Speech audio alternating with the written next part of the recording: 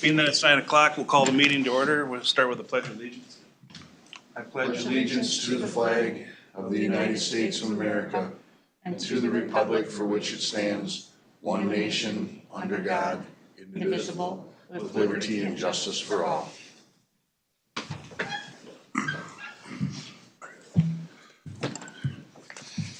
All right, we got a big agenda today. There's one correction I'd like to make for 8 and 9. Where it says we're gonna do it by resolution, we're gonna do it by agreement instead, so.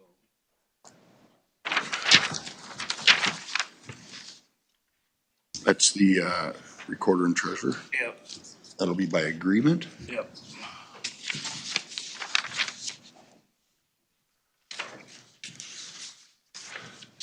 Any other questions on the agenda?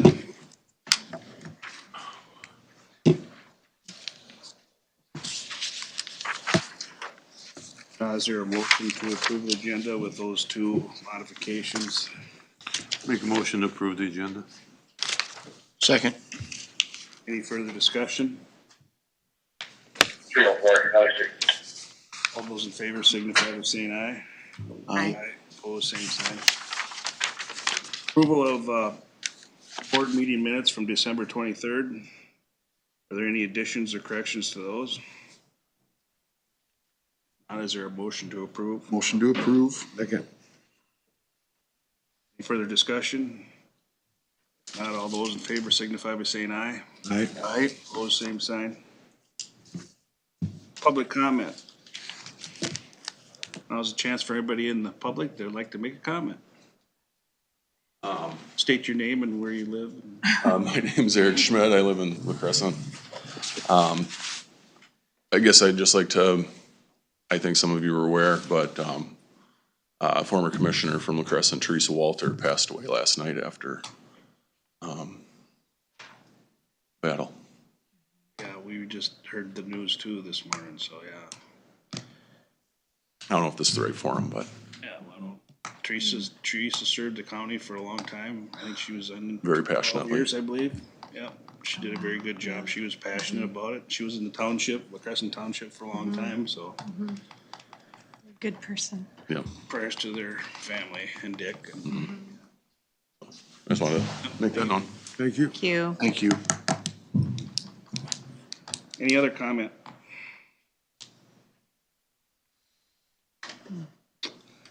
All right.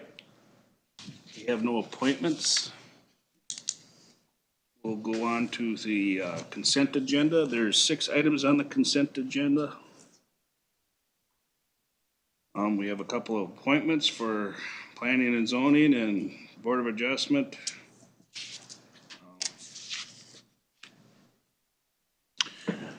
Any other questions on that? Make a motion to approve the consent agenda. Okay, is there a second?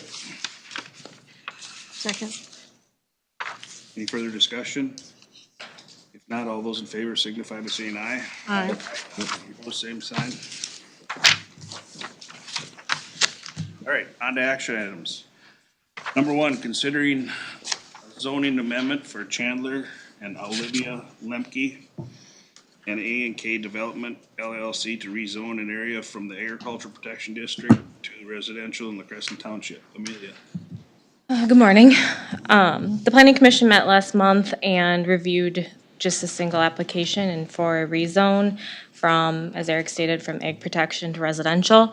The parcel size will be about 15 acres, but much of it's going to be wetland and floodplain, so low-lying ground, and really there is only an acre or 2 that's usable for a building site anyway. And but regardless, they did motion to recommend that.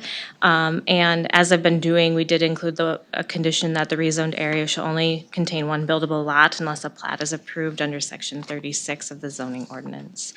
I guess other than that, there were a few comments, but they were based on some rumors that were going around out there about what the scale of development that was taking place. But the hearing, we had nobody attend the hearing or comment in person. lot of the concerns were the access road. They're gonna have their own driveway. Correct, yep. They were working on that with Brian. I don't know if that's been completed. Yep. And they won't be using Horse Track Meadows driveway or. Oh, they thought it was gonna come from behind and not have their own. There is a driveway there for the old farmhouse. Right. Right? Yep. So it would be adjacent to that? Yep, it'll be just west of that, but rather than use that same driveway, they did ask to put in their own for this site, so. Yeah, I saw that there was a lot of comments, but they seemed to be focused on whether or not there was gonna be a several home development or something in that area is what I was looking at. Yes, I didn't see any of the things going around on social media, but it sounded like that it was out there that this was kind of an extension of the Horse Track Meadows. And since construction's kind of coming to a completion there, I think some of the people were worried that this would start bringing in the mess again and a lot of activity again. So the other question that I have, knowing that area by Pine Creek, where Pine Creek runs through on Pine Creek Road, there's really only kind of a small level area above Pine Creek area there, above that slope that goes down to Pine Creek. So that's the wetlands area. So there's not an actual proposal for a home or a site, is that right? Not yet? Roughly, basically up on that plateau Okay. area. Yep, it's up on the Okay. bench. I It's It just- not- has to be there. Yeah, it is. It Yep. can't be in the box. Yeah. Yep, that's the only location. We, Basically one spot that you can put a house, so. yeah, I don't know if there's enough acreage there for them to do any sort of split and develop a second lot in the future. The other thing that has come into play at this location and some other areas around the Crescent are the soils. And so they had gone through a variance in August or sometime this summer for a variance from the rule that requires two type 1, which is just a standard septic system. So she'd been working through that first to make sure that that was achievable before she came in for the rezone. And that's just a battle we're gonna see in the La Crescent area. I think Horse Track Meadows had to go to the city because they couldn't, the soils there couldn't accommodate septic systems. Yeah, I would make a motion to approve of it, actually, because I think it's a good spot for a single-family home. It's also a multi-generation family that's lived there. Just promotes that. Is there a second? I'll second that. Any further discussion? If not, all those in favor signify by saying aye. Aye. Opposed, same sign. Number two, Thank consider. you. Yep, Thank you, Amelia. Number two, consider approving Teleron 2026 POS contract. Karen, did hey, pronounce it? Tellurian, Tellurian, okay. Tellurian, yes. So you've got me here for a couple. These are all, And we're gonna have you here for a while. yep, these are all service contracts that we're bringing to you today. The first two, I am here in place of our social service supervisor, Bethany Moen, who's out of the office. But the first one is our Tellurian contract. Tellurian is an agency that provides crisis stabilization for people that are stepping down from a hospitalization. We don't utilize it frequently, but it's a contract that we need to have in place in case we need to have a place for somebody to go that needs to leave a hospital stay and isn't ready to go back into the community. So that's a contract that we have that just Is that a provides. yearly contract? Yes, it is. All of these are yearly contracts. We've had them all in the past, I'm sure. I think I remember. Yeah, we've had a contract with Tellurian for quite a few years.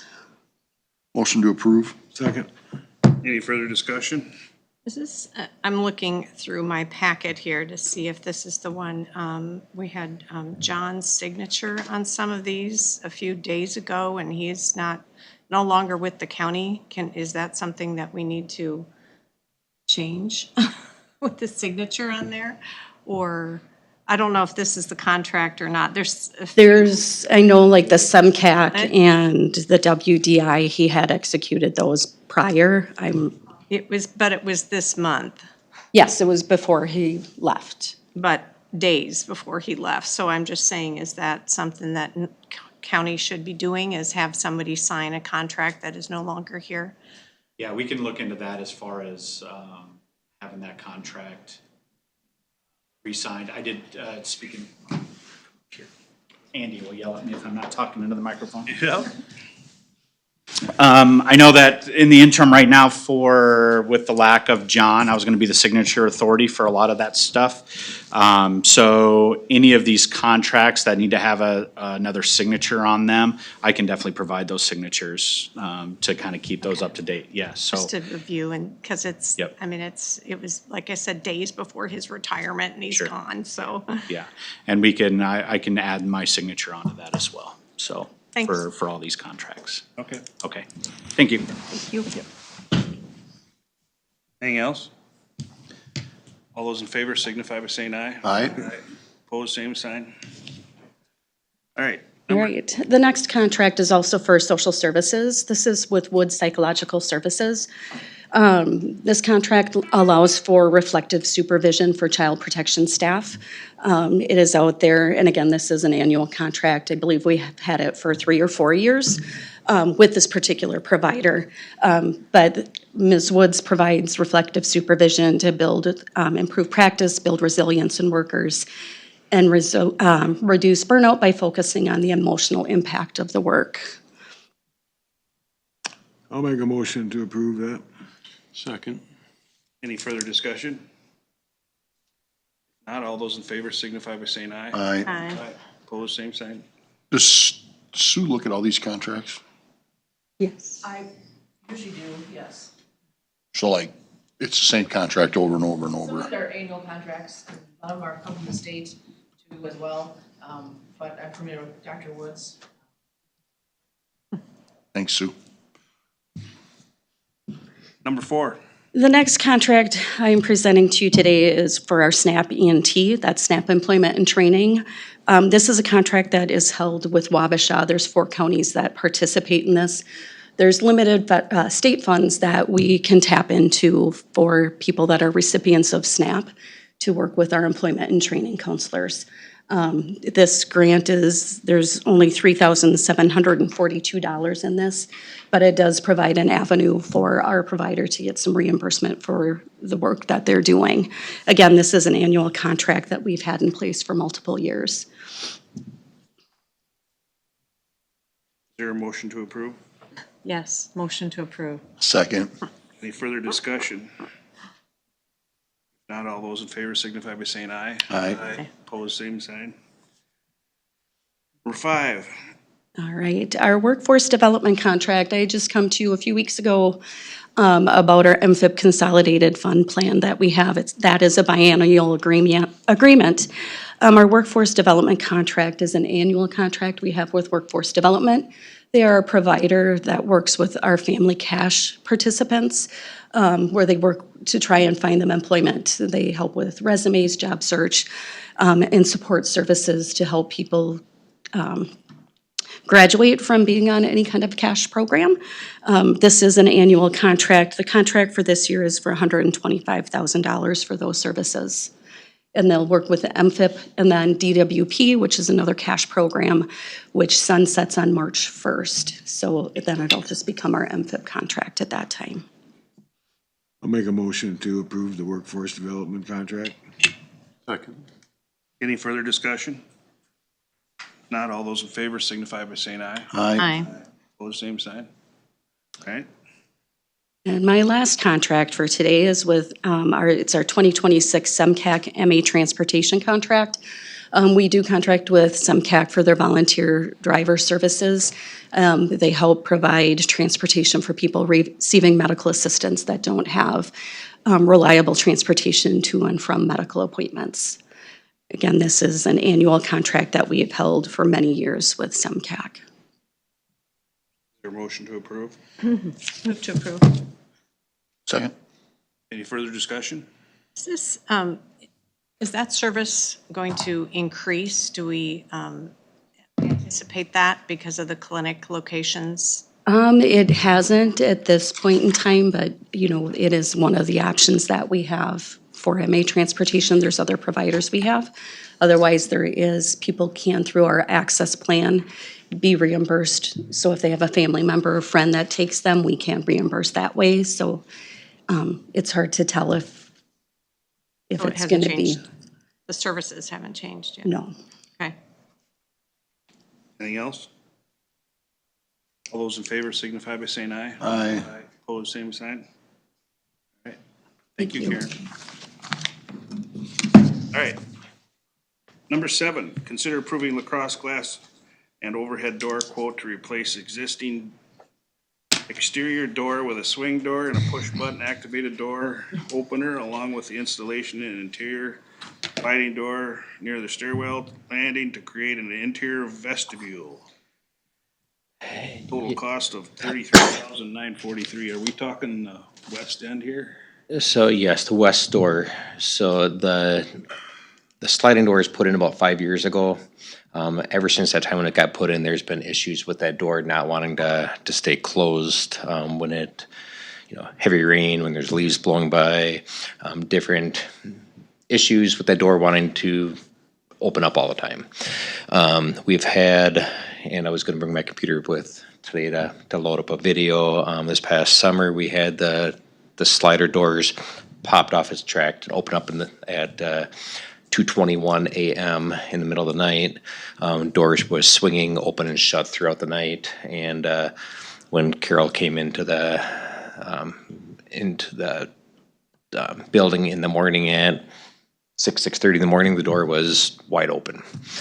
So we do have cameras that you can see if anyone came in and out during that time. But ultimately it's issues with that on the security side. Yesterday we had an issue with the sliding doors not wanting to close. So they would open up when someone walked through, but they wouldn't automatically close. So for a good portion of the day, there was someone out there manually pulling the door shut, or if someone walked away to have to deal with something, the door would be wide open and there's breeze coming through the hallway, not very energy efficient.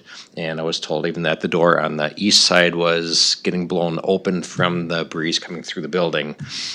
So we had this wind tunnel effect through the building yesterday. Ultimately in the afternoon, we locked that door. We essentially shut it down to stop people coming in and out of that door, and made everyone use the other doors to in and out of the building. So we kind of looked at different options. The one discussion is let's go back away from this automatic sliding door on that outside, get it back to the swing door. When it used to be in, it would swing to the south, and the button that you had to push to access into that door was on the south side as well. So you'd push the button, you'd have to walk on the old layout out there off the curb into the roadway to get around the door, back up into the entrance. So it was terrible setup. That entrance been redone when the parking lot was reconfigured here a couple years ago. We could put a swing door back in there, swing it to the north, so that way the button's still on the south side. You don't need to go around the door if you're handicapped or if you have a wheelchair or something. You can get in there with using that button much easier. The cost of doing that with the swing door, and we're looking at a 40-inch wide swing door, so a little bit easier to get in and out through that. That cost is $16,596. And then there was talk previously about can we add a vestibule or something either on the inside or the outside of that door, that main entrance, to keep this wind tunnel effect coming through the building, make it more energy efficient. To put something on the outside, you essentially need to build a canopy. You need to have an enclosed structure, or you can have something that doesn't have a door where you're just going to walk around, but it's not going to stop that wind tunnel effect.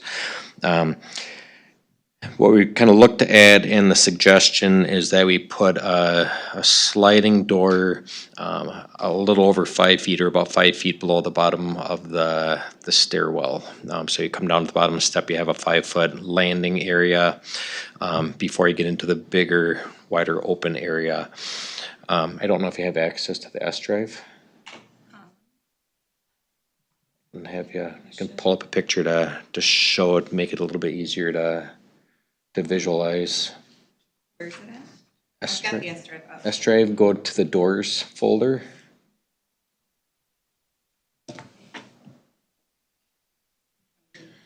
There's a video and then there's a image, if you just load the image up. Okay, We're gonna have the vestibule inside. so you'd put it on the inside of the bottom of the stairwell is the discussion that we had, so, you know, Brent and Greg and I kind of met down there and Carol was down there during some of the discussions that we talked about putting, yes, on the inside for cost.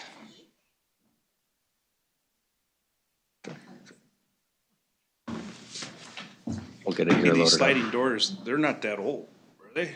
No, I, no, it's about 5 years. How, 5 years, really? Yeah, the, So is it their design? I mean, is there any way that we can go back to Yes, so whoever we've warrantied them? Weren't they warranted? I know Well, Carol's it's out in the talked to, elements, so like when you get rain and it, like we did yesterday and then it freezes, I'm sure. Oh, yeah, they've done a lot of changes, adjustment stuff, for that yeah. ice setting. Yesterday, you know, that wind, that blowing snow had a bunch of snow and ice built up on the bottom of that sliding Yeah. door, and that caused issues initially. They had to get chipped away, cleared away, and then the door still didn't want to open. Well, it wanted to open, just not close. Got here, it was frozen shut. Ice, you know, so you know it came open a little way. Oh, Ice came in and great. It's been a problem. Yeah, so that exterior door, you know, I think we for sure want to do something with that. And then do we want to do, you know, this additional door to help with the energy efficiency wise? So you would go through the outside door to come in, you'd get to the elevator going through one door, and then to get to the stairwell, you'd go, you know, through that second door. If you went with the swing door at that second door, the door would swing open into an open area, one swing open into a wall. So it's just, I don't think the video is supported on my screen. It won't run through. It yep, says so, channel. yep, just the image. Oh, just the image? Okay. sliding door is a better idea on the inside. Actually, you know what? Do you have that other, okay, that's not, it is the video that we're gonna need. Do you have that, what is the BML player? Yeah. Is it supposed to be open like that? The player that you can watch the videos, the recording. That one ain't And they had their meeting. You don't have that on your, Just try. Is it? Yeah, right click on the, Try it. leaves around. Time a leaf would come up to that door, the door would open. Probably costing us a lot of heat. Your settings. Well, I hear efficiency and maybe some savings in energy costs. See, there's That thing's terrible, Also have to have the accessibility, you know, so it's gonna have to be right? somehow. yeah, it's not gonna open up, so up to, it's a different So- player that's not on there, so. Having it on the inside vestibule, right? And I'm understanding. this, Yep, right? yep, so the bottom, We're gonna have the open door, open up, outside door is gonna open up. Then there's gonna be another door inside. inside, so the bottom of the stairwell, you'd have a 5-foot landing pad. And then you'd have that second door there, and then you'd open up into the bigger open area that has the elevator. So is this a cheaper route than having a outside canopy? It's a lot cheaper than putting an outside canopy, yes. Look into the price of what an outside canopy? Yeah, we've looked into just like a canopy price without a door. You're looking at $30,000 to $40,000, and then you still get into an issue with how that connects to the building. And then ideally, you would have footings underneath that instead of being on a floating slab for the sidewalk if you're going to connect it to the building. So if you want to have a canopy along with a second door to stop that, you know, that adds additional costs. So have we, you know, got a full-blown quote or put together plans on the outside? No, but have we looked into the numbers? Yes.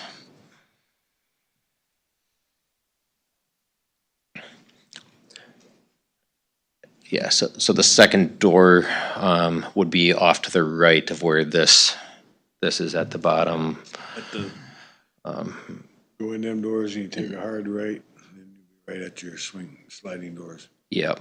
And there's enough room for that to get to the elevator and the stairway? Yeah, so the elevator would be prior to that second door, and then the stairway, you'd come down to the bottom of the stairs, you'd have a 5 foot, essentially a 5 foot, landing pad, and then the door would be right in front of that 5 foot.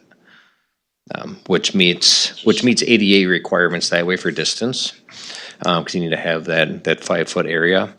Although technically, because it's a stairwell, it's not, you don't have that ADA requirements because that goes through the elevator. So we do meet building code requirements to do that. But it's gonna be all enclosed in glass inside, or not, right? It'd have to be, Yeah, right? yes. Yep, it'll be essentially a wall fully across that's in front of the stairwell area. Glass with sliding doors. Yep. Yep, and we kind of have that option. It can be a door that slides both ways or a door that slides to the left or to the right. What we're thinking the best way to have that is to have it slide away from the main stairs everyone uses going up as you enter the building. People don't come in and go down that stairwell as much.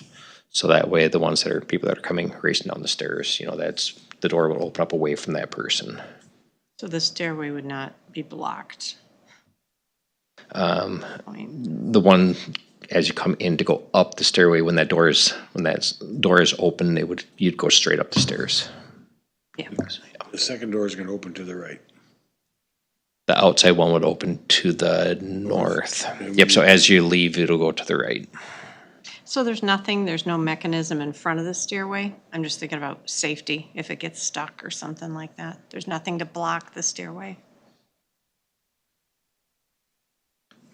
If the door gets stuck. It's a 5 foot area there. Yes, so. The stairway in that. So nothing is in front of it, is all I'm asking? Yes, so if you wanted to come down the stairs, if you wanted to continue turning around to keep going down, you could. Otherwise, the door will have an emergency exit. You can push the door and pop it open. That's kind of the same as existing doors. If they don't slide open, if you actually push hard on the door, it'll pop open. So it'll be that same thing, that door will pop About open. safety and accommodation for ADA? So the door's gonna be in front of the stairway, so to get to the elevator, you're gonna have to make a sharp left to get to the elevator, right? Or am I wrong? Or is this gonna be angled towards the elevator and the stairway? No, it'll be straight across the hallway, so that elevator opening area will not have anything blocking that area. That's where I was racing over. I was trying to get a couple of answers on the door opener itself before I came here, so then I rushed out of my office without having my laptop. I could draw it. Hey, with their quotes, when could And they I do this? And I could come back next week if you want to see a different picture, take a look at it. I can bring it back. How soon could they do this project? The person that put together the quote and the proposals out this whole week, won't be back until the 5th of January. So we were trying to get that answer on how quickly could it be done, because we were talking even yesterday on, do we replace a $1,000 component, or, what do we want to do as far as putting money into the existing doors? Realistically, we're probably talking about a couple months before they get around to it, but we're going to push them on getting here as quickly as possible after board approval. Well, maybe we should wait. But My first reaction is I think it's dumb, but I'm probably wrong. I just gotta picture it all. I don't know. Is this budgeted, or is it something that's gonna have to be? yeah, so this was not originally in the budget, so this goes into what's that account? Oh, yeah. Capital. And I can definitely meet you or any of the commissioners down at the bottom of the stairway and kind of show it to you after the board meeting today if you want to see it. And I can try to bring my laptop next week if you want to do that as well. Just sounds like it needs to be done. Something needs to be Yeah, done. I mean, Well, it's how gotta be, great those outside doors work. I mean, this Well, has to be. there's no argument on that at all. Yep. And that's why we Inside vestibule is what yep. So that's why when we got the quote, we got it quoted in 3 different, split out in 3 quantities. We have the quote that the one is for the outside entrance. Second one is inside with the sliding door, and then the third one is inside with the swing door. Swing door without an opener. We put a swing door there. That door is going to be opening up into an area with it's not up against a wall. So then you start getting into people running into the side of the door and hitting it and stuff. So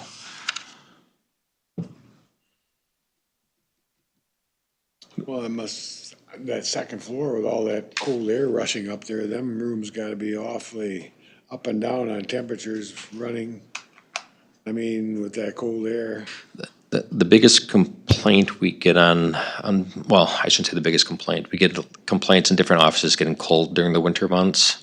And when I went around to the different rooms with the heat gun and stuff, temperatures around the building were very, very uniform at 9 o'clock in the morning. And when you talk to the staff, they said the offices get colder during the day than what they are in the morning. Even though the heat gets set back at night, so this should be the coldest in the morning, it gets cooler as the day goes on because of the door being open. So it's that wind blowing through the hallway on all three levels, but especially the first level in the basement. Well, what do you guys want to do? Is there money in the capital budget, Carol?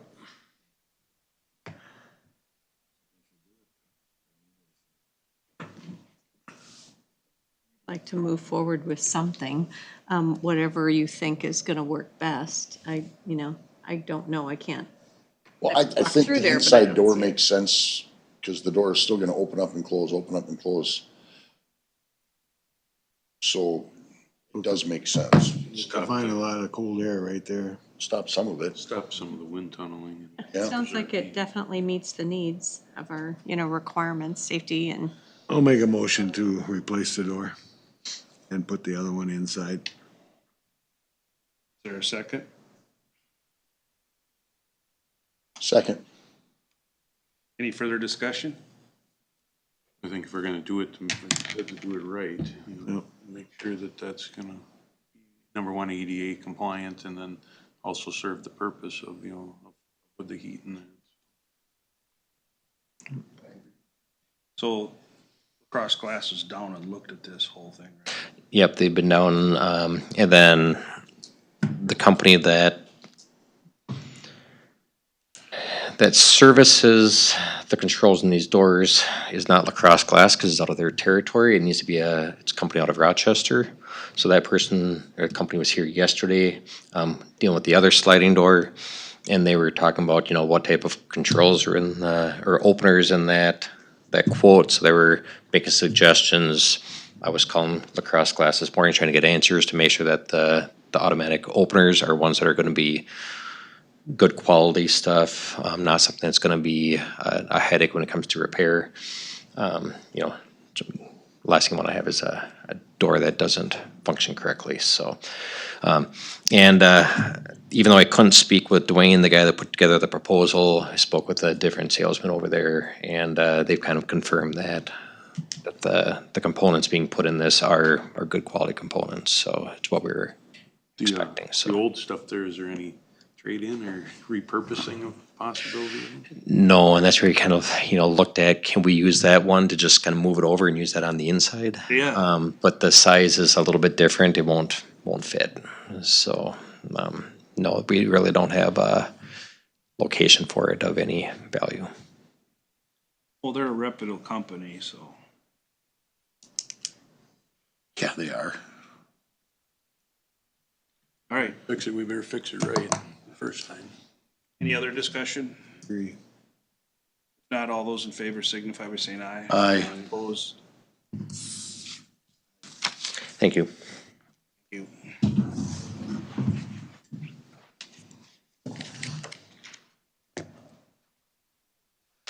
All right, number 8, consider setting County Recorder Michelle Werner's 2026 annual salary by agreement.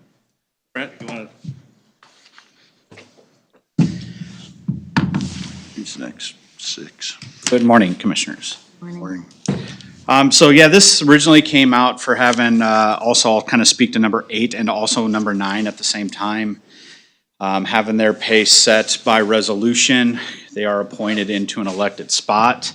After speaking with our labor attorney on some other things, I kind of brought this up in reference to especially the auditor treasurer's position has not been set by resolution for her appointment. So I kind of asked as far as like, should this be set by resolution? I feel it needs to, and it does need to be set by resolution if you do not have a written agreement with that individual as far as they being interim in that position.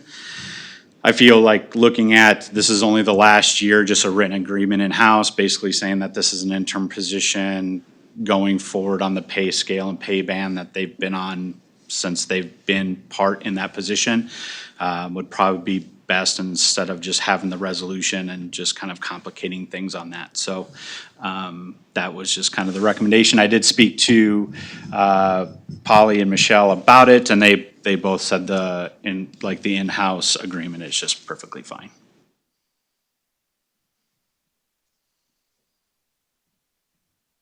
Okay. Do we have a motion to set Michelle Werner's 2026 salary? Motion to approve. Second. Is there a second? Okay. Further discussion? If not, all those in favor signify by saying aye. Aye. Opposed, same sign. Number 9, same difference, right? Same thing. Yep, correct. Is there a motion to set County Auditor Treasurer Polly Heberlein's 2026 salary?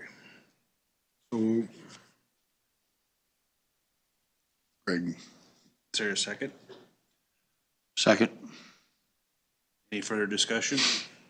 If not, all those in favor signify by saying aye. Aye. Opposed, same sign. All right, number 10, consider setting County Attorney Susan Bublitz's 2026 salary by resolution 25-51. So with our current county attorney, Sue Bublitz, is also in the interim position. Hers is a little bit differently because her pay started off step, not part of our pay plan, so that has to be part of resolution every single year. Did speak with, brought it up at the personnel committee, did talk to them in reference to what we'd like the pay to be. And then the personnel committee recommended $147,000 for interim Sue Bublitz for 2026. Okay, Where is? is there a motion to approve? Move to approve. Is there a second? Is there a second? I will. Okay. Any further discussion? We want to read this off before we vote? Yep, if you want to read Okay. the resolution. The resolution states it is hereby resolved that the Houston County Board of Commissioners approves the annual salary as indicated below for the county attorney interim effective January 1st, 2026 of $147,000. Any other discussion? If not, all those in favor signify by saying, let's do a roll call. Should do a roll call. District 1, Yes. District 2, Yes. District 3, Yes. District 4, Yes. District 5. Yes. Okay. Number 11, consider setting County Sheriff Brian Swedberg's 2026 annual salary by resolution number 25-52. So this was very similar. We had Sheriff Swedberg that came in front of the board on December 16th and kind of gave a document as far as what he'd like for 2026 salary.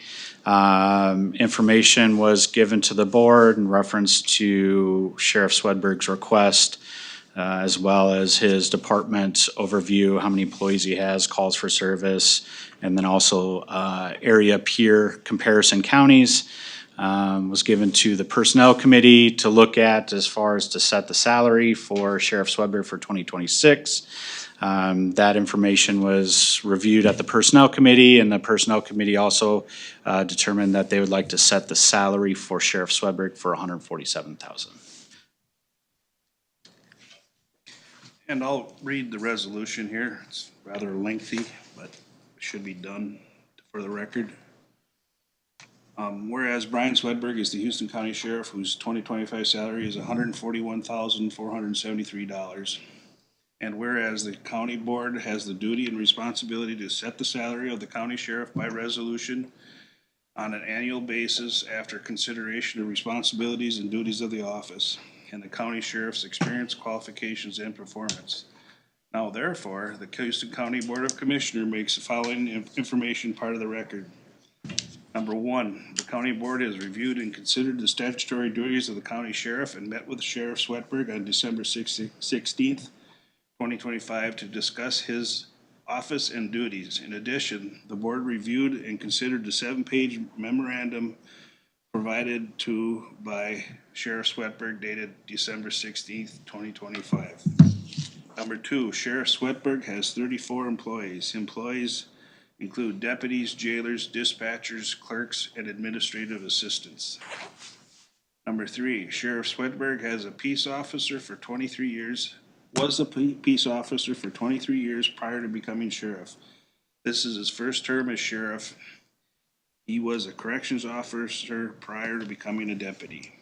Number four, Sheriff Swedberg has an associate's degree in law enforcement and has a post license which is required to work as a peace officer. Number five, the county board considered the comparison salary data provided by the county coordinator. Number six, the board considered the performance of Sheriff Swedberg and his office, including how they have interacted with other departments.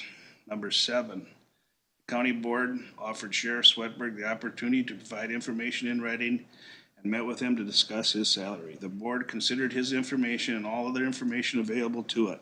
Number eight, all of the data provided for consideration by the county coordinator are incorporated into the record and have been reviewed and considered by the board. Number nine, the county board considered that Sheriff Swedberg has made a request for a salary increase of $150,038.96 for 2026. Now therefore, based upon review and consideration of the duties and responsibilities of the position of the Houston County Sheriff, his experience, qualifications, and performance, the materials gathered and considered by the board, the discussions with the county sheriff, the Houston County Board of Commissioners resolves as follows. Number one, Houston County Sheriff's salary for 2026 shall be increased from $141,473 to $147,000 even. Number two, the personnel office is authorized and directed to make the changes to the county sheriff's salary effective January 1st, 2026, consistent with the standard operating procedures for Houston County. So that there is the resolution. So is there any other discussion or motion to approve? Motion to approve. Is there a second to that? Second. Any further discussion? Roll call, please. District 1, Yes. District 2, Yes. District 3, Yes. District 4, Yes. District 5. Yes.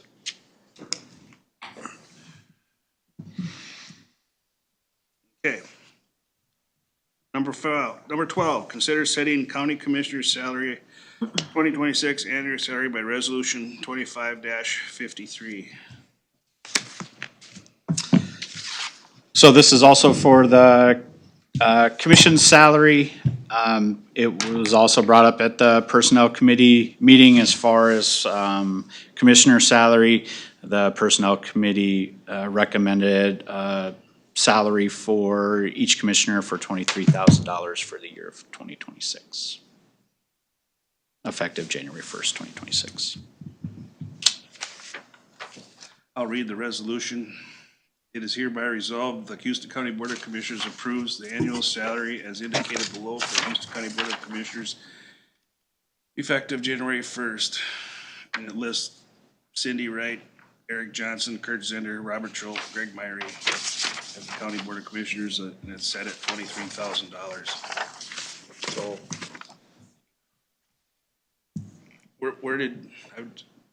how did we come up with that figure? Well, we kind of talked about what the figures were as far as what the Board of Commissioners were previous year, actually this year, and then take in consideration what the role of commissioners are, and it was recommended by, I believe, Greg, for a $23,000 annual salary, and that's kind of where it came from. $700 more than last year, correct? I think it was something like that. Correct, yeah, it was something $700 more than last year. I don't know exactly what that total figure is. Significant percent increase. It's more than that, isn't it? Wasn't our previous salary $21,047? I can tell you here real quick. But then we were.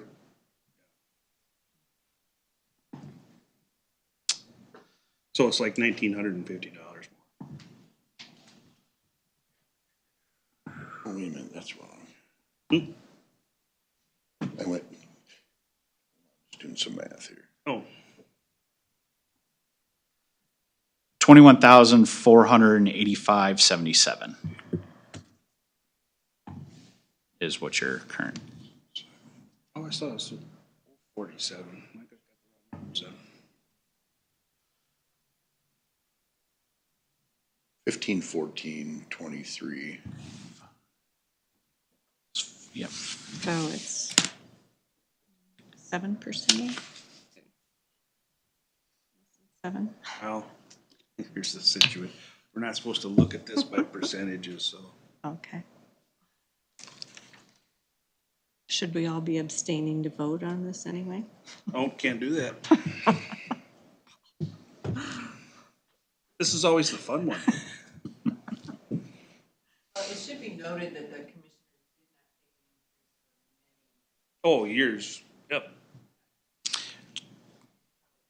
It wasn't until recently it was stuck at 19,000 for a long time.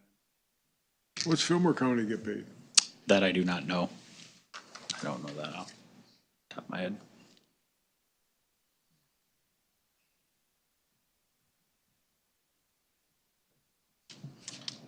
Well, this is the resolution that's before us for consideration, so you have a motion to approve or not?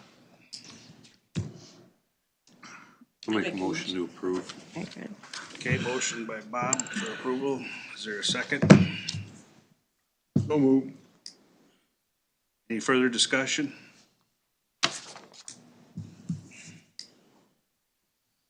Okay, roll call, please.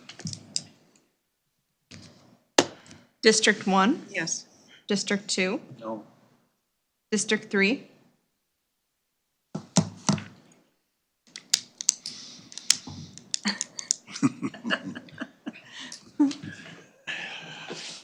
Yes. District 4, Yes. District 5. Yes. Okay.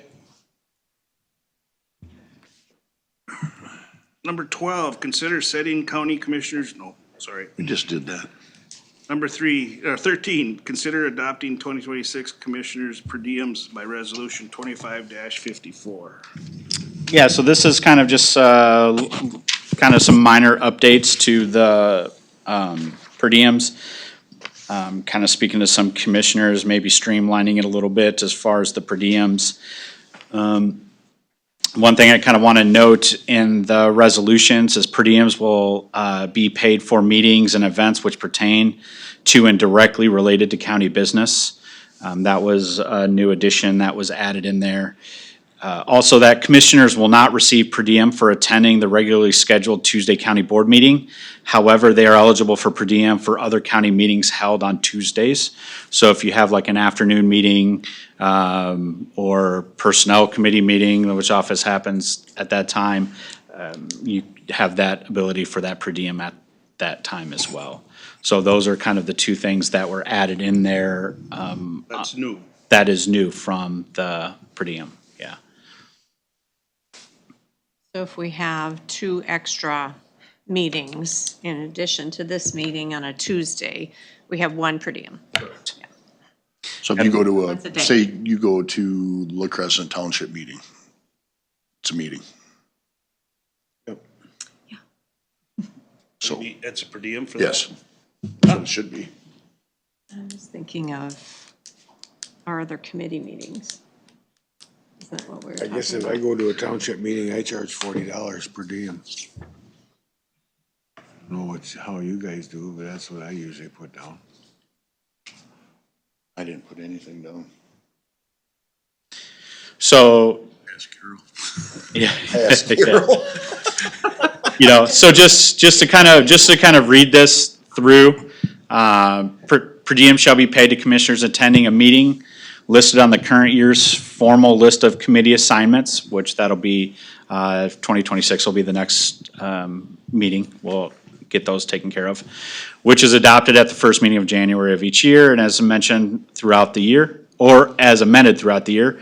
Per diems will also be paid for meetings and events which pertain to and are directly related to county business.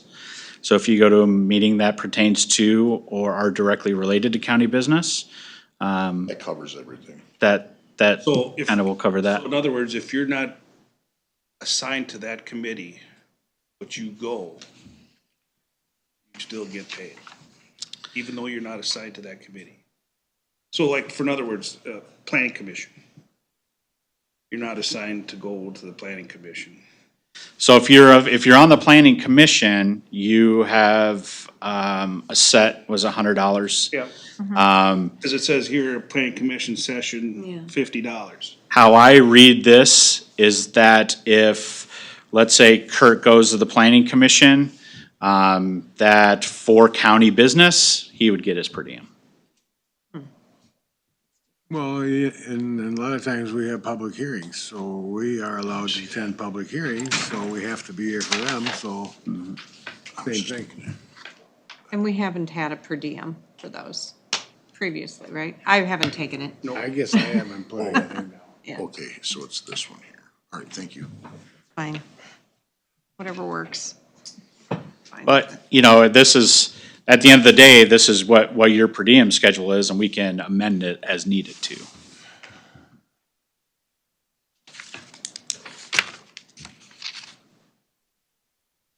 Oh, it is to note that this is we're setting per diems for people that serve on the Board of Adjustment and the Planning Commission. Yes, You know, other than us. right? Yes. correct, yeah. We can't serve on the Board of Adjustment. Correct. Yep. And then also, you know, and then to kind of move on, per diems will be paid as per state statute. Commissioners will receive per diem attending the regular scheduled, will not receive a per diem attending the regularly scheduled Tuesday county board meetings. However, they are eligible for per diem for other county meetings held on Tuesday. Commissioners may only receive 1 per diem in instance of multiple meeting attendance. County commissioner per diems rates are as follows: in-county meetings 40, out-of-county meetings via Zoom 40, out-of-county meetings 65, planning commission meetings 100, planning sessions for updating the ordinance 50, Board of Adjustments 100, and site visits are 45. So what's a site visit? Like, is that for the Planning Commission? That, I believe that would be a planning commission, It has to go look at a site, they'll get $45. Yep, correct? that's what it used to be. It's not gonna be for commissioners who go look at sites and they'll get $45 too. I believe if you're on that commission, you But if would, you're not on that commission, I believe not. That would just be directly for, You have to be directly within the scope of your duty. yeah, the scope of your duty on that one, yeah. Makes sense. Not So- like you can just go randomly visit a site, but Yeah. if it's a controversial site, I think that that's what it's getting at. If we have to be, they direct you and Commissioner Wright to go look at a site to work, you know. I would think the county would want that as far as covering buildability reasons. Yeah, and two, I think previously before, like you'd ask Carol whether or not if it falls in that scope. I think Carol do a pretty good job of making sure that it is with that scope or not with that scope too, so. Still that fallback, no matter what.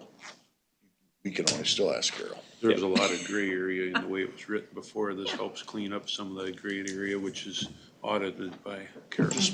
Makes it Good black point. and white. Good point. I'll make a motion to approve it as read. Is there a second? Second. Bob seconded, right? Okay. Any further discussion? So it's also a prerogative for somebody not to take this, right? You don't write it down, don't. Yeah, you don't have to, if you go to meetings and you say, I don't need the per diem, I don't want the per diem, you don't have to take it. Okay. Write down what you want. To a point. You're covered. All right. Roll call. Is there any other discussion? Okay, roll call. District 1, Yes. District 2, Yes. District 3, Yes. District 4, Yes. District 5. Yes.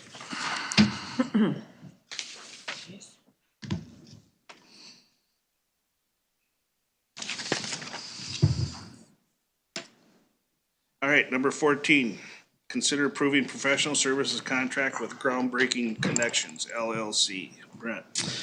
So this is a follow-up from last week when the board decided to go with Groundbreaking Connections LLC for EDA contract and services and professional services.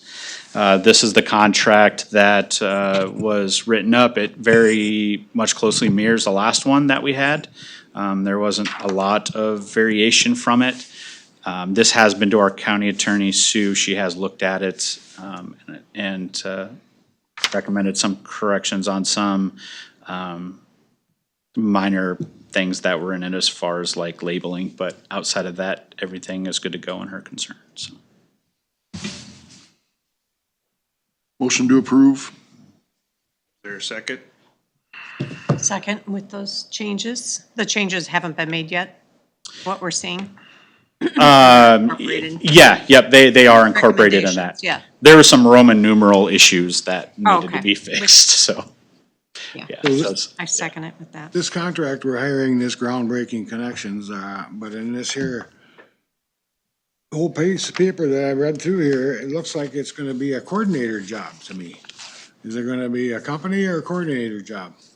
a coordinator job? Well, it says she's gonna be coordinating between the department heads. Have the department heads know about this? Have they been told that she's gonna be working with them? Has this all been talked over? I mean, looks like she's gonna be doing a lot of work for the county. And I believe kind of what the contract looks like was very similar to kind of what that position was before, as far as helping out the board, as far as the doing the minutes and also the agendas and keeping track of a lot of that stuff. So, you know, I think there's some wording in there as coordinator support. A lot of that coordinator support is that kind of board organization when it comes to agendas and minutes and Board of Commissioner agendas, still emailing to the hocomen.gov, and she'll kind of take all that stuff, put it together for the board. So. But that's under you as coordinator. Correct, yeah, yeah. And the major portion of the contract will be EDA. EDA, correct, yep, that is the bulk. Very similar to what Allison was doing before, Very much so, yes. Okay. Yep. at a cheaper price. And it is budgeted, correct? Yep. So, where, Do you have a motion? did we have a motion? I made a Yeah, you made a motion. Was there a second? Yes, I second. Okay, and then we had this, we're having discussion. Any further discussion?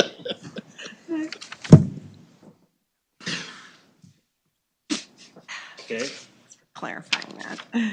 So is she's gonna be working out of the courthouse or on her own out of her house? Out of the courthouse. The courthouse. Yep. This office over here? Yep, similar days that, she was actually working previous at her previous, when she was with CETA. So, very similar schedule. We're furnishing her with an office then. Correct, yep.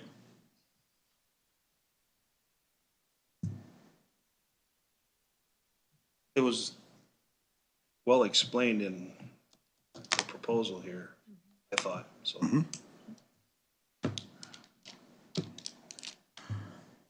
Any other discussion? We'll do roll. District 1, Yes. District 2, Yes. District 3, Yes. District 4, Yes. District 5. No.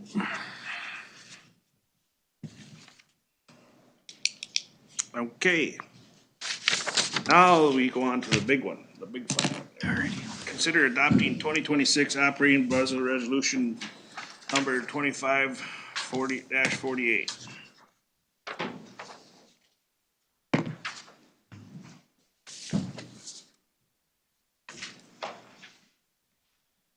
All right, so you took a look at the budget last week and kind of made a change with the levy to be 6% instead of 7%. So as it stands right now, with there not being an additional cost to any Spring Grove contract, that's what this sheet is right here. That one. 470. That's what we'd be using for fund balance with the change to the 6% instead of the 7% levy. The total of all funds, I guess it shows. General fund would be 22,862 plus the 91,781, that's the recorder technical equipment and compliance fund. Then there is Road and Bridge using 148,423, Human Services using 100,000. So that actually balances the budget. And we don't have the Spring Grove $220,000 contract in that number? We do not. Okay.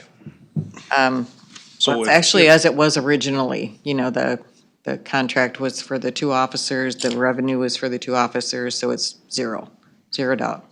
So then what I put together, if you want to review it today, and Brian is here.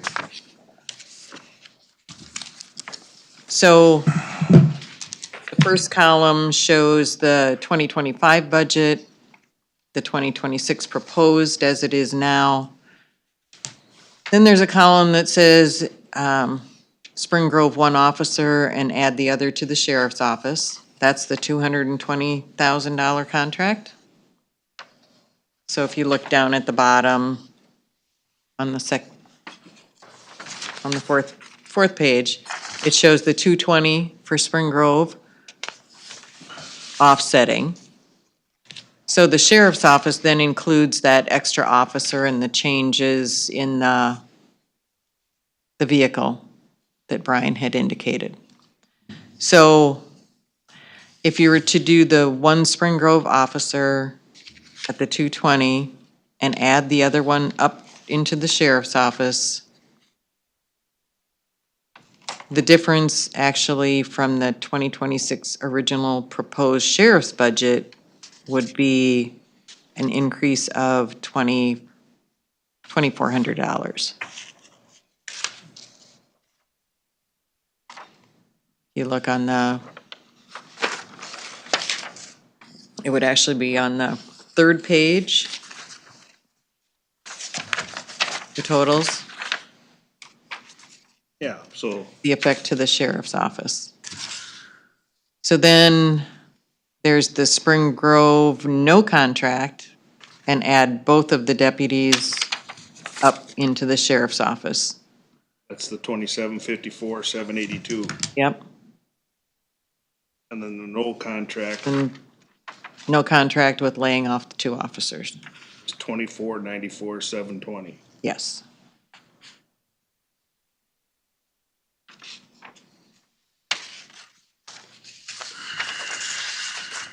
And this, yeah. Brian, did you have any comments? Make it work? No. Like I email said, if you were worried about the $20 difference, I can find that.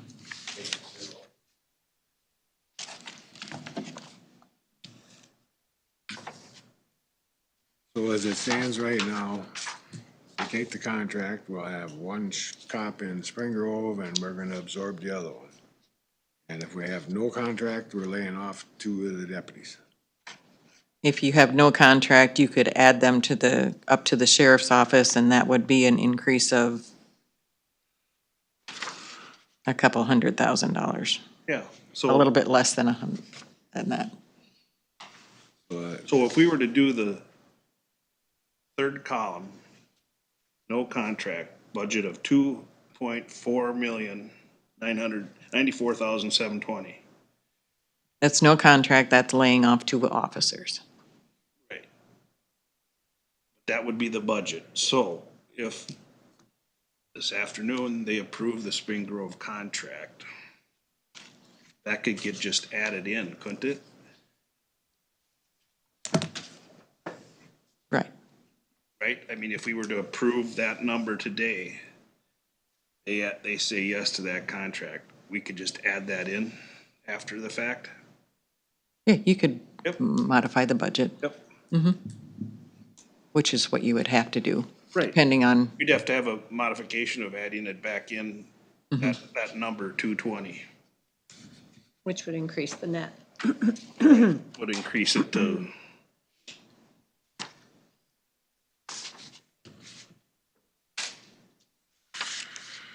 so it would be, so that would actually just be, then you would lay off 1 officer. If they approve the 220 contract. Okay. Just so I'm aware of what you're thinking. Because that's the 3 options you have laid out here, right, Carol, on the top? Add 1 to sheriff, add 2 to sheriff, lay off. That's the description of each of those columns.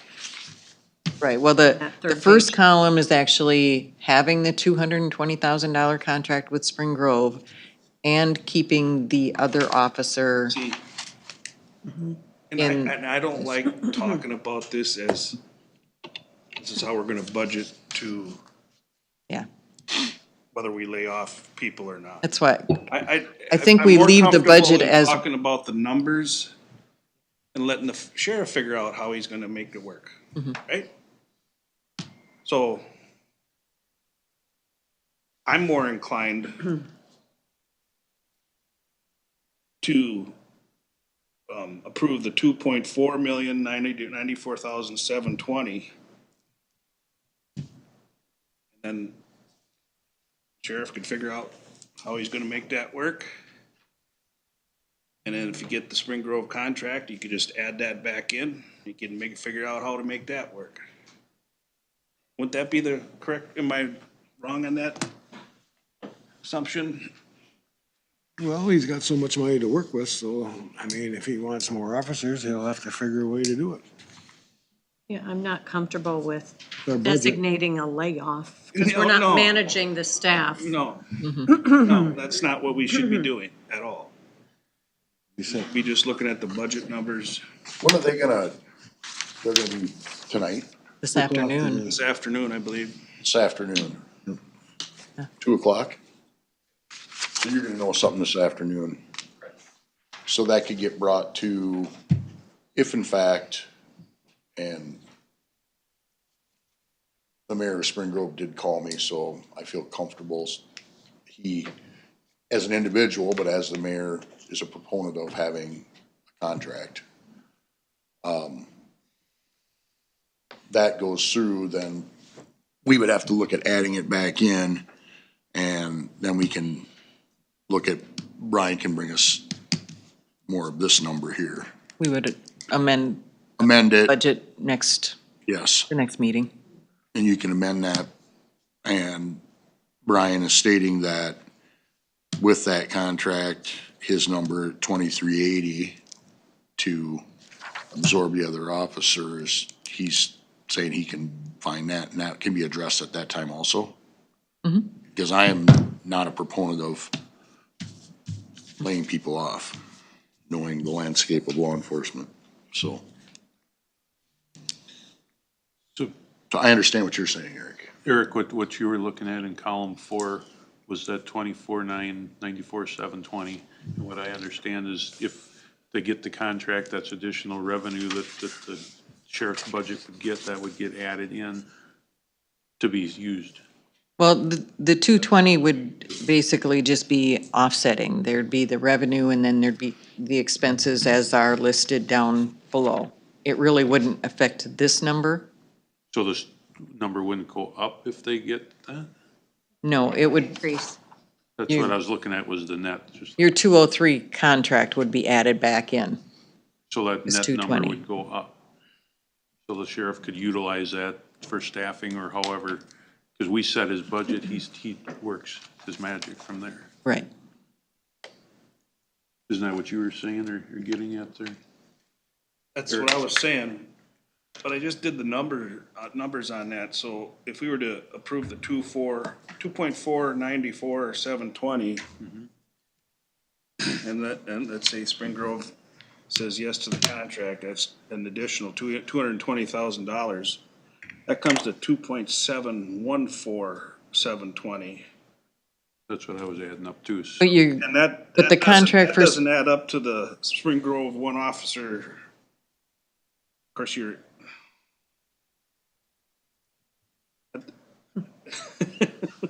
That doesn't add up. Am I wrong? I would say probably because if there's no contract, no Spring Grove contract, then the halftime administration Yeah. moves up to there because you're going to have the retirement.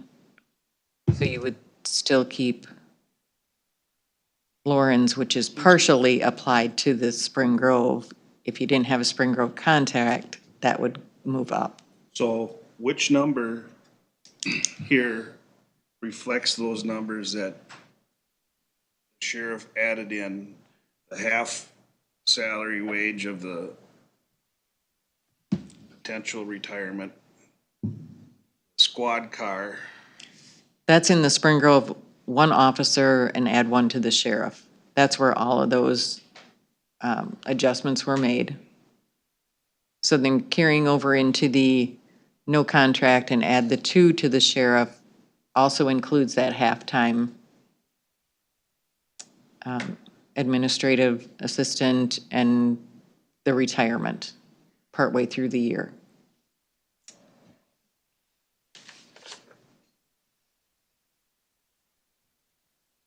And the no contract, the last column takes off the 2 deputies, but keeps the halftime, the additional halftime. And the retirement. So we're kind of looking at how he's staffing, and I don't know that that's what we should. Yeah, At our personnel committee, I asked Brett, did you get an answer for that at all? On how the statute, and I know the prior sheriffs have brought it up also about the county board sets their budget, they utilize it from there. Yeah, so the county board essentially sets their budget and then that elected official operates within. Correct. So I guess that's where I was looking at what you were saying there, Chairman, is, you know, you got this number here that we know is a hard number. The Spring Grove numbers are not hard numbers until this afternoon or tomorrow. Once those numbers are gotten, that could be added to his net budget, is what I'm looking at, or what I'm comprehending, for him to adjust as needed. to a certain Revenue. extent. Right, so I think what we have to do is we have to figure out what his budget is. It's gonna be up to him whether he gets that extra money or not and how he allocates it from there. If he wants to lay off somebody, he can. If he don't, That's he don't gonna have put a to. lot of burden on him, yes. Takes it off of us and puts it on him. We set the budget. Correct. What you got to So, work so for. this number of the, in column 4, the 2494720, that's a budget number that came up with all these columns. It kind of fits the what we add in with the Spring Grove, whether it's there or not, and he utilizes it from there. So I think myself, that's the number that we look at, and the sheriff has to work from there. I don't know if Brian wants to come up to elaborate on any of that or not, Well- or Sheriff? I have a problem with the math here because you add the 220 onto this 2494, he's up to the no contract and add 2 to the sheriff. So, Right, and I'm just quoting the numbers in front of me, so. I know, don't I know. So, I mean, to me, I'm probably wrong, I don't know, that last column number should be actually lower. No?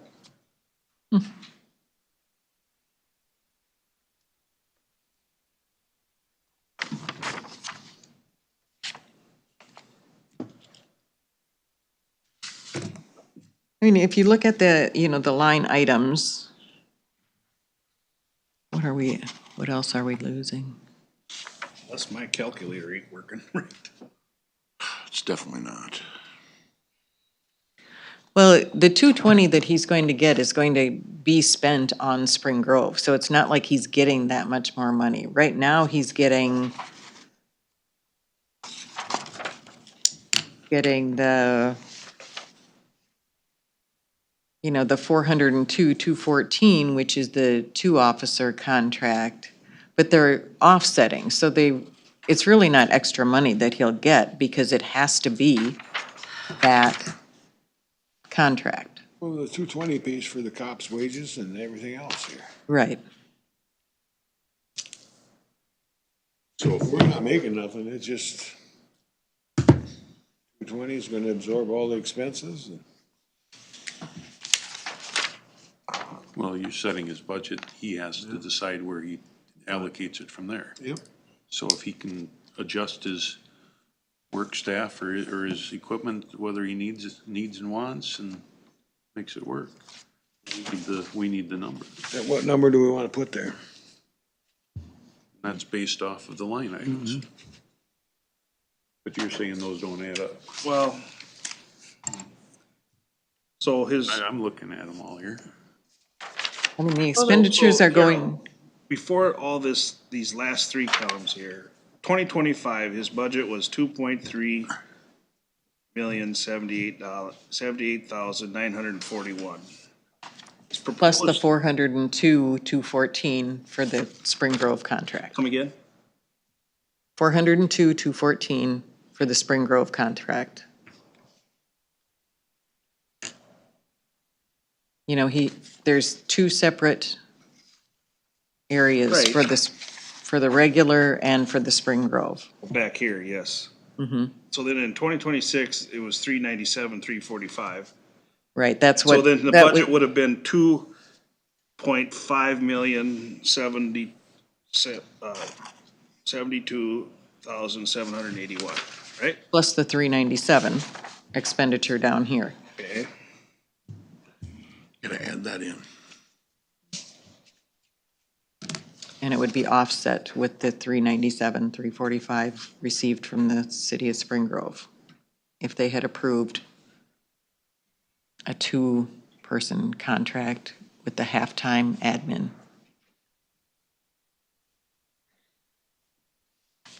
So the only thing that's really changing in your line items is salaries, insurance, all the employee costs, basically. Yes. It looks like. So those are what makes those numbers, the total net different.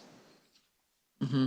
But otherwise, there isn't really much within the budget.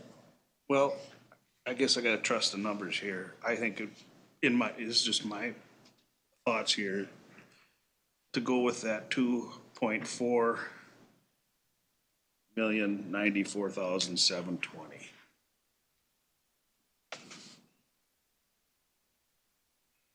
And how is this different from, okay, so 2026 originally was the second column here. The net would have been 2,572,000, right? That's The 26. difference in- That's for the sheriff's office. Yes. Just the sheriff's office. Right. So, And then adding, he had proposed a two-person contract at 397,000. They didn't accept that.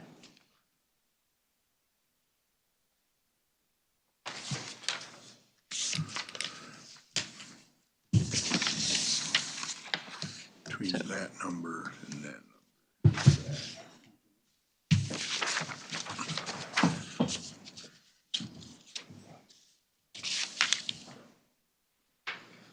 So. See, Take what is, carry out of the equation and the two cars, you just ate that.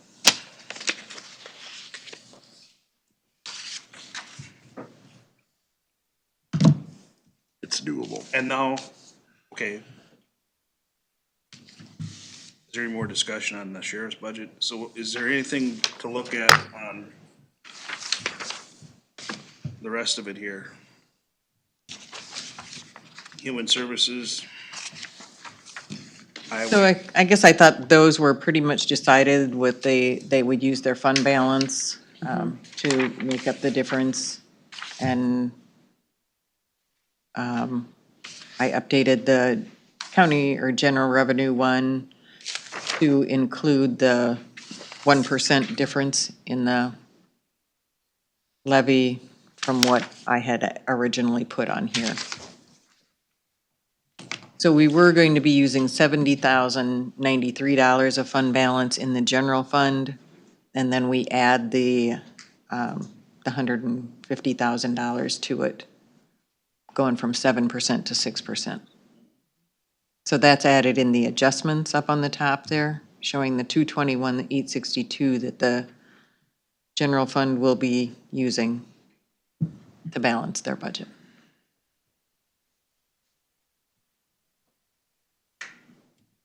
when's the last time that the county had a 6% net levy increase?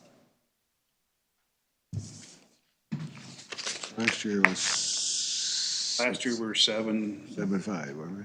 year before was. I mean, we actually had years that We've had we 6. didn't increase it. I'm just We curious, had- because it's been going up over 7, right, in last year? A couple So, years. yeah. So that would be great if we could keep it at 6. Well, that's what I'm trying to get at, is try to reduce that 470 number. Everybody look, Yeah, and I think it'll probably be more in a budget amendment once everyone is, more operating in their 2026 budget. Did you ever hear from the assessor's office on new construction, what that figure is? he popped in. He popped in. Popped in that day and it was 19 million, wasn't it? How many million? It was 9 14 million. million, sorry, 14, 14 yeah. million. We Almost thought it was 15. 9, it was Over gonna be 14 million. 14. Yeah, it was almost 15. So what's That that about? that just spreads the pie, makes the pie a little bigger. 140,000. So if that's included when we do the actual property tax calculation, it'll just, spread things more, and the decrease from the 7.905 to the 6% will make a difference. So what do we need to do? Set the sheriff's budget? That what we want to do today, or? I thought we were looking at the whole levy. The whole total, But not the levy. You've already set the levy. You Whole can't operating change that. budget. Just the operating budget, which, it's on here, the operating budget, but if you choose, whichever route you choose with the sheriff's office, then I'll have to adjust those numbers. Could we also reduce the,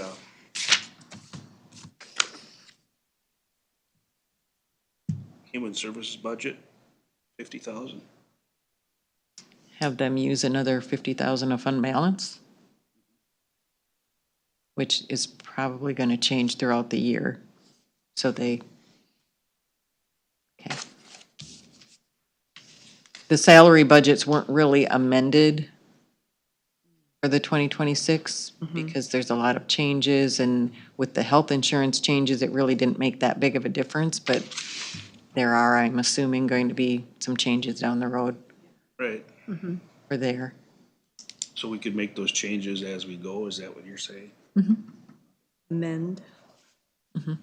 I mean, the amount that they're applying from the levy isn't really gonna change that much. You can't undo your levy. So we're going to be collecting that whether it goes to human services or whether it goes to general fund. So you're further ahead keeping that in the human services fund. And, So- take it into consideration next year when setting the levy. So next year, can we do the operating budget first and then the levy? Okay. If you can make some decisions earlier. If we can get a head start on making some decisions. Yeah. Good idea. But you will need to decide, of course, how you're going to incorporate the sheriff's office into the operating budget that you approve. As far as the dollar amount. Right, because right now, the levy for them, the amount that they're going to use from the levy is $2,572,781. And the Spring Grove budget just zeroes out.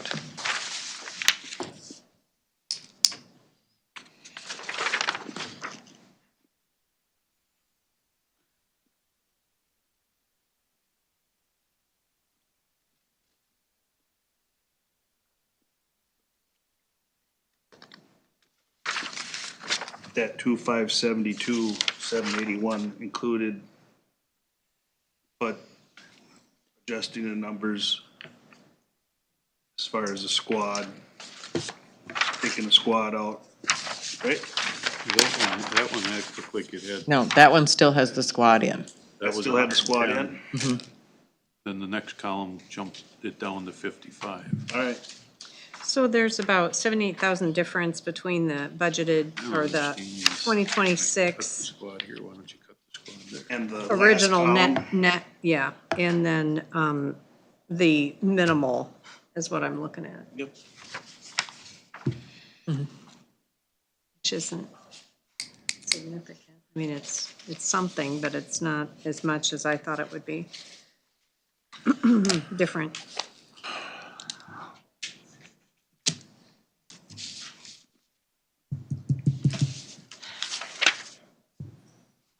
Cookie come in handy. My sugar's getting low. I'm starting to get cranky. Jesus, don't get cranky on us. Sorry. Give him a Snickers. And M&M's, I'm good. What are we gonna do? What number you wanna use here? The 2,494,720 for the sheriff's budget? And put that in with the total operating budget of the whole county here? Or what? I'll go along with that. And why are we going down to that number from the proposed 2026? $78,000 left? Less than that? That's what I'm questioning. Because I'm not looking at the bold, what that means as far as officer, add one to sheriff. I'm trying to not look at that because I believe that's management in that department and how these dollars are managed. So I'm looking at the numbers. So I'm just The curious. numbers are reduced because of how it's laid out here. So the 2026 one, it's got a higher amount because he's looking at adding squad cars and then it'd be reduced if he's doing equipment. I kind of agree with you. We need to set his budget. Yep. And let him make his decisions there. Yep. So, and his proposed budget was the 25,72,781. Yep. Right. That's what we levied for, correct? So why would that be any different than human service? We're leaving theirs alone. Yes. We leave his alone with what he budgeted for. And he's gonna have to make some hard decisions to come back to us on whatever way contracts go and I mean, you never know with equipment. You might have to have stuff that comes up, might have stuff where you can save. That's stuff that he has to manage that I believe he's doing a good job on. So I think what we need to do is set his budget at what was levied for, and I'd make a motion for that. The 2,572,781. Correct. I'll second that. Any further discussion?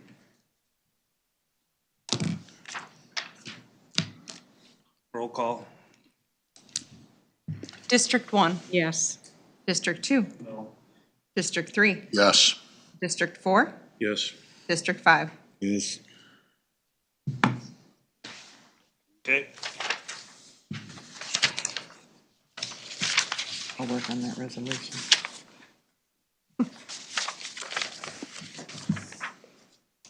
All right, so the next item that the board has to approve are the fund balance commitments at year end for construction projects. We have the general fund has the airport T-hanger project.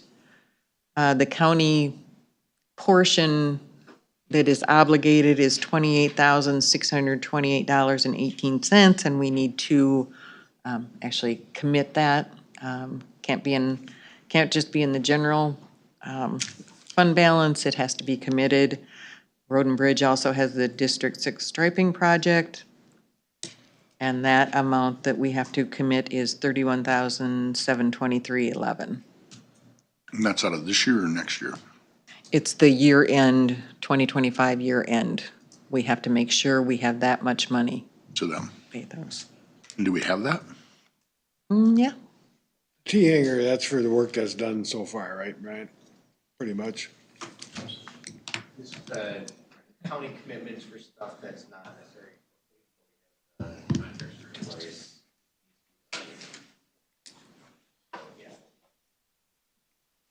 It's not necessarily the work that's done, it's what we have to pay, for the project.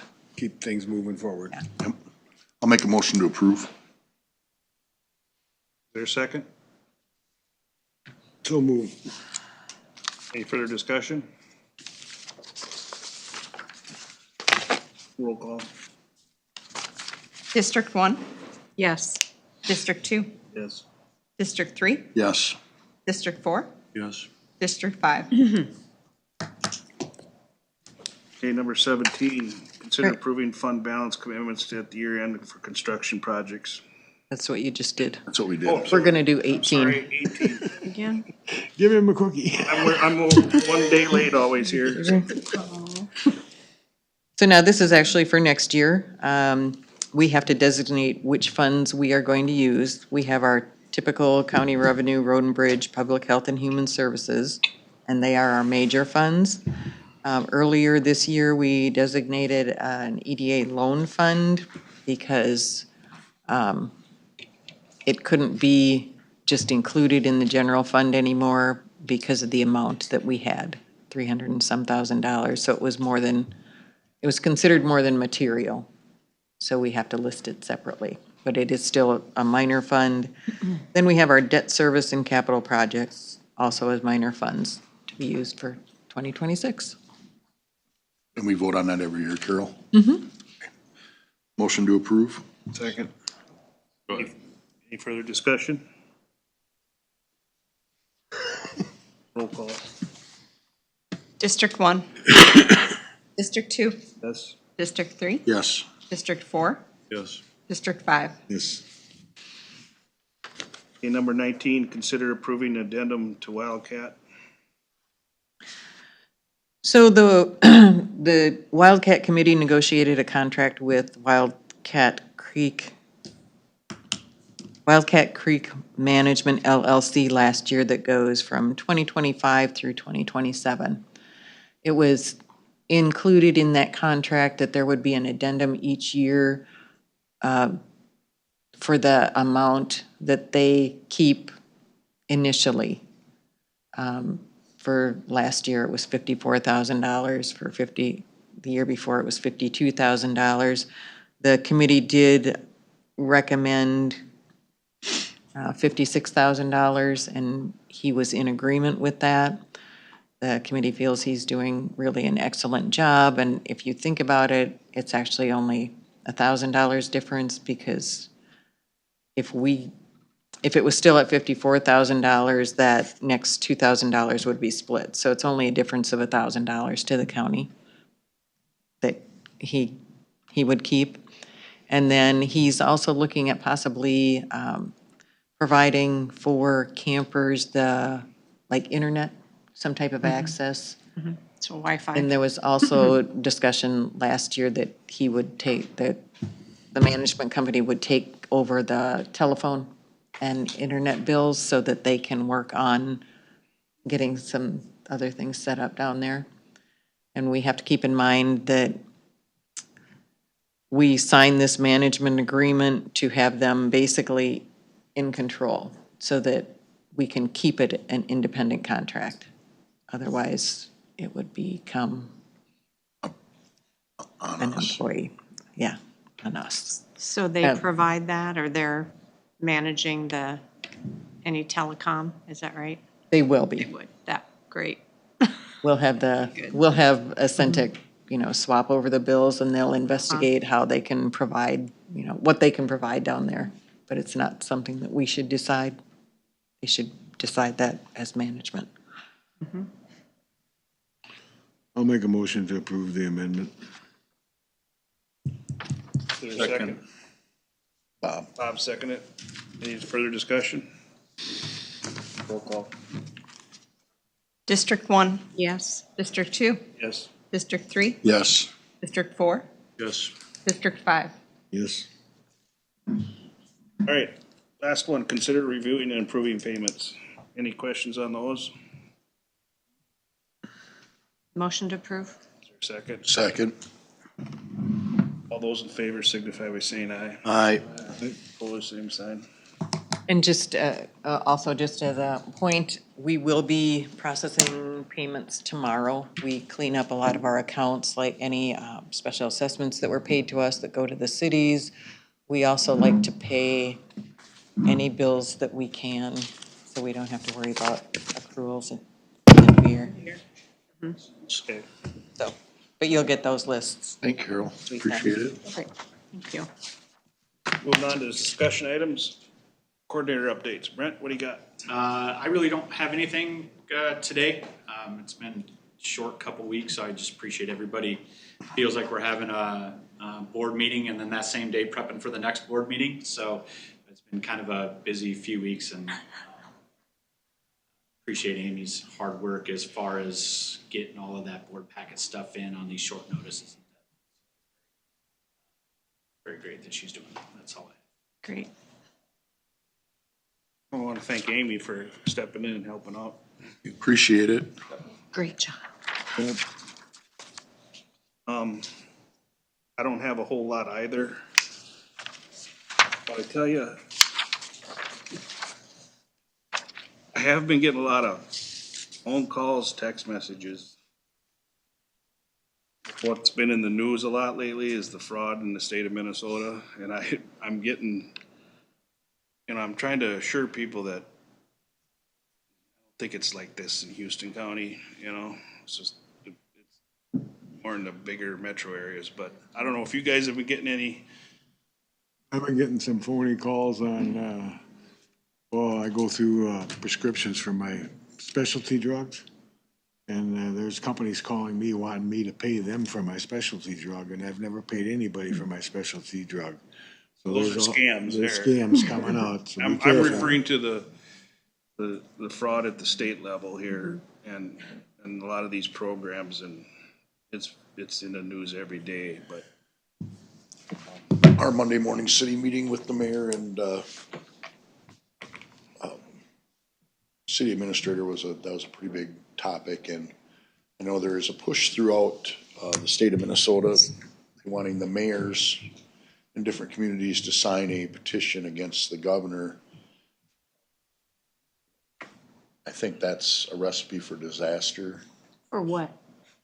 Incompetence, Oh, and we're not, it's just Yeah, there was. sticking your nose in something, let the The thing is, legal system do its job. It becomes political, but it shouldn't be political. This makes me as a taxpayer angry that this is going on. And it shouldn't be political, it should be, people should be held accountable and be responsible. I think one of the things, Eric, that got brought up this morning to me was when the state of Minnesota was sitting on $18 billion surplus, and now we're looking at a $3 to $4 billion deficit. the question that one of the citizens from town here that brought it up to me this morning was, can somebody just explain to us where that money went? Don't talk about human services, don't talk about Medicare, or Medicaid. Tell us why we're in this. How did this happen? Because you don't just like wake up in the morning and lose $4 billion. Well, a lot of it was spent one-time spending to start new programs, start new initiatives and stuff like that, so. But I think the state of Minnesota needs to answer those questions. And those are hard questions to answer, but you gotta answer them. And I I think, don't care what side of the fence you're on as far as the political point is, it's still our money.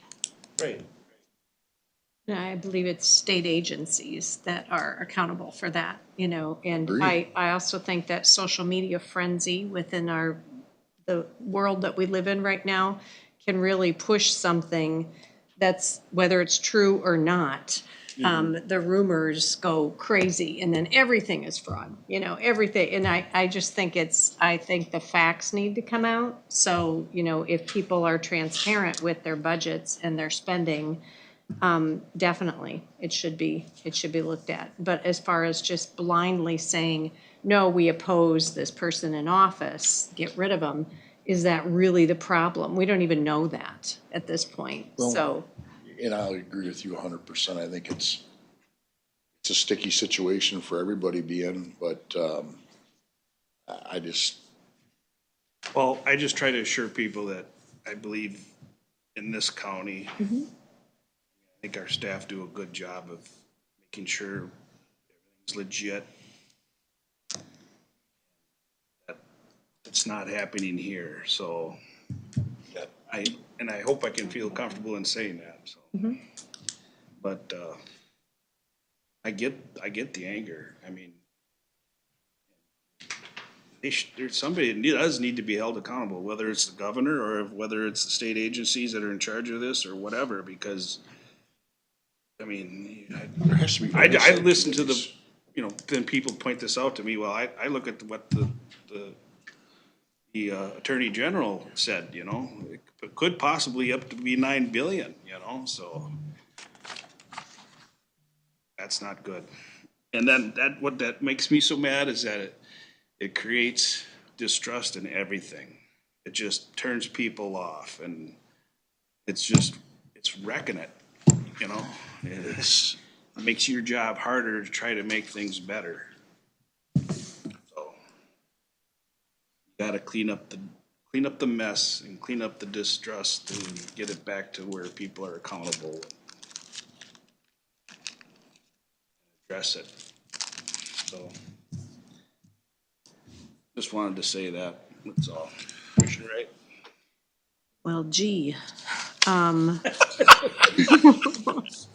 Yeah, I mean, I agree. I hear a lot of discussion, like I said, all the time. And people ask questions as far as county government, you know, what are we responsible for? And something that I was looking at Kurt, because in our community service group discussion months ago, we had a discussion on, you know, how likely is fraud to happen within the county, and it's pretty much null. Because there isn't, once again, it's that rumor of, well, there's all these people that get free benefits that aren't citizens or something like that. That is not true. They have to, you know, they have to be, go through the channels and be approved. And definitely in our county, we have a lot of checks and balances for that. So that's what I tell people. But yeah, I've had more phone calls than I've had a lot of committee meetings and formal discussions like that. And some of those are just in regard to our ordinances, our also that the planning commission discussion that we just had on our agenda today. I've had several phone calls about that in the La Crescent area. And also just talking with city council as far as what their levy is going to be. So that's at 5% in La Crescent right now. That's it. Commissioner Zender? Got nothing. My phone's been busy too from people down there, so. Same phone calls. Kinda I covered that, tell him to so. call. Do you talk to Bob? That's my usual line. Bob says, did you talk to Cindy? Yeah, that's okay. Phone tag, here we That go. is a perfect way to put it off. In addition to that, we had kind of a busy couple personnel meetings, and I just wanted to thank the department heads and Brett and Carol for the work that everyone did this last month on the budgets and getting where we were. And I think we got pretty good checks and balances in our county, and I think that's something we need to continue with. So thank you for those that do that. Okay. Commissioner Mary? I got nothing, I guess, but I want to thank everybody for working hard this year and getting all their department heads working on getting their budget in shape. So I want to thank you all for that. Dittos to that. Number, I think I was the one that skipped ahead on that number, but we didn't approve the budget amendments for the 2025 budget. I was thinking I was off. Like, right. Well, Excuse me. So, we do this so that when it comes time for our audit, that we don't have big variances that we have to explain. Oh, the amendment. It's usually running through the revenues that we end up with, possibly more revenue than what we thought we were going to get. And interest has been a really good one these past couple of years. We budgeted $500,000 and we're ending up with $540-some thousand. So this is really just running through and kind of making sure that our revenues and expenditures more match what we actually did.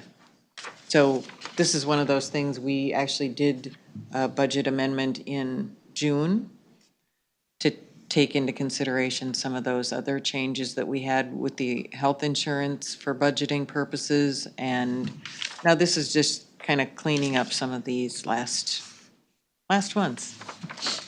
So this is 15? This is 2025.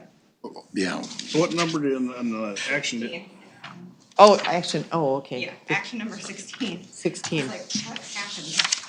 That's the one we didn't do. I thought we did that. No, we did 15. no, I don't have anyone on For there. those unbalanced commitments, and then, yeah, Yeah, I went straight to T-hanger. I got you off the, I'll make a motion to approve number 16 as read. Second. Any further discussion? Roll call. District 1. Yes. District 2. Yes. District 3. Yes. District 4. Yes. District 5. Yes. Okay. Closing public comment. I just want to wish everybody a happy new year, so. Happy New Year. All right. Motion to adjourn. So moved. We're done. Any roll call on that? No. All those in favor signify by saying aye. Aye. Aye. Opposed, same sign. You didn't get a second.